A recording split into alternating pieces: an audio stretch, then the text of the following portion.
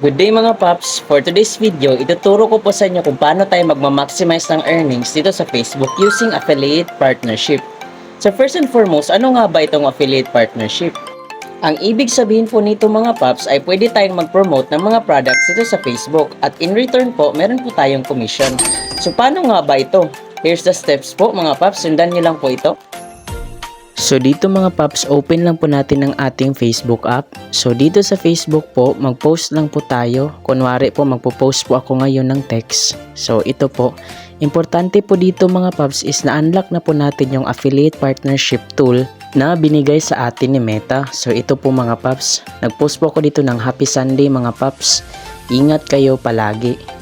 So ayan mga paps. So nilagyan ko lang siya ng suggested background photos dito mga paps at konting emoji. So tapos na tayo dito mga paps, punta na tayo sa next. Then i-click natin tong monetization. Add product links, then see all products. So dito mga paps, importante na nakalink yung ating Facebook account dito sa ating Orange app. So dito mga paps, proceed na tayo. So ito. Clinic ko na ang food and drinks products. So dito mga paps, makikita natin yung mga products na pwede nating i-promote. Halimbawa lamang dito is itong Mr. Squirrel dried fruits. Then i-add natin siya dito sa post natin mga paps. Then click post lang po.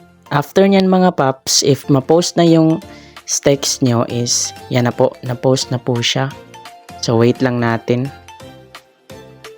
So ito mga paps, click lang natin yung comment at makikita natin dito yung shop now. Ito na po yung affiliate natin. Thank you mga paps. That's all for today's video. Og birada lang tayo ni Pirmi.